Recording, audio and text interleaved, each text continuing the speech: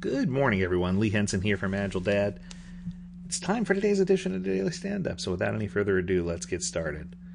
I thought on this Friday episode that we would take a moment to step back from Agile and to just kind of look at the state of the world around us and the things that we're doing and, whether we are looking at things through the right lens or not. And I know it's different, and it's not a topic that we typically cover, but I want to talk a little bit about having a heart filled with gratitude and about being grateful for the things that we have in our lives. And, we're surrounded in the middle of a pandemic. COVID-19 is rampant, and people are confused. People, don't know what to believe or who to believe. There are some people out there who believe it's all a conspiracy and that COVID-19 really doesn't even exist and that people are making this up to combat something different or to put us in a place where we are unable to make decisions for ourselves. Others believe that it's critical, that it's growing, that it's concerning, that people are dying, and that it's something that needs to be addressed right away, and that that more could be done to keep us healthy, well, and protected. And I guess what I'm trying to say is I think that we need to think a little bigger. Not just about this pandemic or about the social injustices that are happening or about the things that are happening in our communities and around us. We need to think more along the lines of what value have we added to the world today? And, in order to do that, I want to just take a minute to discuss. I do a keynote presentation that's about success in life, and it talks about the three fundamental things that you need to do in order to be successful. So the first on my list of three is we need to have a sound foundation. Now, whether that's a spiritual foundation or whether that's something that you just embrace or whether it's family or, I don't have specific rules about what that foundation needs to be. But I do say that it needs to be something that keeps you grounded and keeps you focused. And if we can do that, wow, that's an incredible opportunity for us to really get a better understanding of who we are and to help us really center our focus about what we can do to make a difference, which leads me to step two. Step two is to have a story to tell. Now, this isn't a story about, what you've done to solve world hunger or how you're a hero. The story to tell asks you to think to yourself each day, what have I done to contribute to make the world a better place? And I know that there's been a lot of voices that haven't been heard, or a lot of people who feel like, they have so much that they want to talk about and so much that they want to do, and they don't have a platform to do it. I hope that you take advantage of the platform that you do have, and that you find a way to express yourself and to, in a way that would uplift others and help us all be better as a people. I think that too often we are not focused on uplifting and making each other better, but we're focused on tearing each other down. And I think that if we regenerate and reclaim that focus and just look through a lens of what can I do to uplift someone else and make someone better, it's kind of funny. I have a small funny story. Two things happened to me. So I was at, of all places, Walmart. And I was shopping for some groceries there inside. And I guess I should back up a little further. We placed an order for Walmart pickup because we didn't want to have to go into the store if necessary. And we're trying to do our part to help stop the spread of bad things happening. And when we went to pick up our order, there were 30 items that they said were out of stock. And this is the week of my son's birthday, and we wanted to have certain things for a party, and everything showed in stock when we made our purchase. And it was just really frustrating because many of these things you could tell that the clerk on the other end maybe was just being lazy or didn't want to take the time to research and find those items. So some of them were rather obscure, granted, but many of those items were things that could have easily been found, but it would have been a little bit of a walk to get. And it was apparent that the person who pulled our order, didn't want to take the time to perfect their craft. They didn't want to take the time, and maybe it's because they're being judged by how long it takes, who knows. But they didn't want to take the time to grab all the items that they needed. So with that being said, we had many items that weren't selected, and as a result, I ended up having to go back to the store the next day. And when I went to the store the next day, I was looking for something really simple. I was looking for avocados. And I went up to a gentleman, and he was an older gentleman. And I said, "Excuse me," I said, "can you guide me to the avocados? Do you have any? And specifically, if you have any that are more ripe, I'd love that."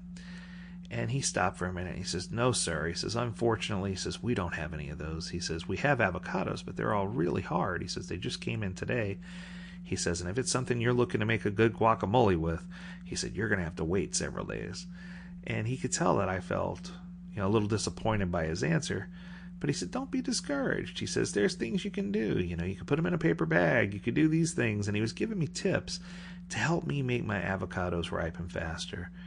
And I sat and had a conversation with this man about how long he's worked in the produce section and, how impressed I was that he tried so hard to make me happy and went out of his way to find a way to, "Hey, have you thought about maybe substituting and doing a fresh pico? Or what about this?" And it was just, he didn't have to do that. He had other jobs and other things that he could be doing. But he took the time out to talk to me. But I think the part that really blew my mind was this part. He stopped at the end and he looked me in the eye and he said, "Thank you for being kind to me today. Thank you for talking to me." And it just made me think to myself how frustrated I was that I live in a world where people just can't be kind, where people don't take time to talk to one another or to share a smile. And just the fact that he stood there with me and we were able to have a nice, what probably was only a 2 or 3 minute conversation, uplifted his day and reminded him that not all people are bad people, and it certainly made my day. And the story doesn't end there. I moved over to an aisle where my son wanted some cookies for part of his birthday celebration, so I was there buying chocolate chips. And the milk chocolate chips, of course, they had none on the shelf, but on the very top of the shelves where they keep the extra overage, it's probably about 6.5, 7 feet high. They had a box, not just one, but 2 boxes of milk chocolate chips up there. And of course, there were none on the shelf. So I was struggling to try to get one of the boxes down. The aisle was rather empty, and I was struggling to get the boxes down. And, I climbed up, admittedly, onto the first shelf and stretched as high as I could. I even used my phone to try to get a little extra height and, tap the front of the box and pull it towards me. Only to discover that when I did that, it pushed the box further back. And now I was growing concerned that I didn't want to push something on the other side of the aisle over onto somebody else. And that maybe this type of adventure was a bad idea. And that maybe I ought to just chalk up, the chocolate chips to not being able to get them. And a family walked by, and they had a gentleman who, I swear to you, he must have played NBA basketball. I mean, this guy was clearly over 6 feet tall. Now, he had his headphones on, but it was evident that I was struggling to get this box down. And even so evident that he stopped for a few moments, looked at me, shook his head, and then kept walking. And I just thought to myself how angry or frustrated I was that this gentleman wouldn't stop and just be kind and help me get a box. And no, I didn't ask for or solicit his help, but why can't we be the type of people who offer? And I don't want to end on a bad note, so literally seconds later, from the other end of the aisle, all the way at the other end, this guy comes running over from a different family.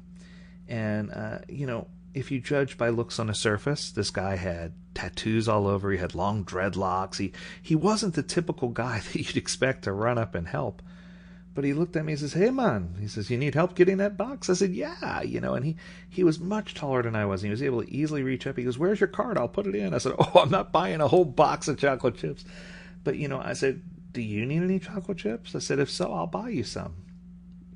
And he says, No. He says, "I just saw you struggling and I ran down here to help." And I just thought to myself, why can't we all live that way? Why can't we all be the person who looks for an opportunity to give help and assistance, to lend a hand when needed, right? And I think that the third step that I tell people for success is to have a clear goal. Now, it doesn't need to be the stars and the moon. It's something tangible, something that you can act upon. And my challenge for you this day is I'm going to give you a goal. I want you to set a goal to be kind to 3 people today. Whether it's just passing and giving them a smile, whether it's someone in your family that needs extra support or love, whether it's just going out of your way to get someone a glass of water or to tell somebody how much you appreciate what they do. I want you to find 3 unique ways to be kind to someone else and uplift them. And what I can promise you is if you do this, that you'll find a joy inside of yourself that will help you understand what the solution is to every problem we're seeing in the world today. If we want to solve COVID, if we want to solve racial inequality, if we want to solve all these problems, it's going to start with love and understanding and not being confrontational, but having listening ears and eliminating bias and cognitive bias and prejudice and getting past all this nonsense so that we can be a people who uplift each other and who make people proud. One of the things that I've discovered is that sometimes tragedy besets us and helps us discover who the greater person is. And I want to encourage you to be the bigger person, be the greater person. Look at someone with compassion and love and not with anxiety and strife, and don't be fearful, and find ways to extend help to your fellow man or fellow woman. And I strongly agree and support that if you can find these things and you can do these things, that you're going to be one of the proponents to help make the world a better place. So while this topic wasn't Agile today, I still hope you enjoyed the topic, and I encourage you to dig a little deeper and to find ways to express yourself. And if you have other topics like this that you want to hear talked about, don't be afraid to reach out and let us know. We love to tackle your topics here at the Daily Stand-Up Podcast on Agile Dad. So with no further ado, we encourage you to stay healthy, stay well, stay agile. And until next week, my friends, take care.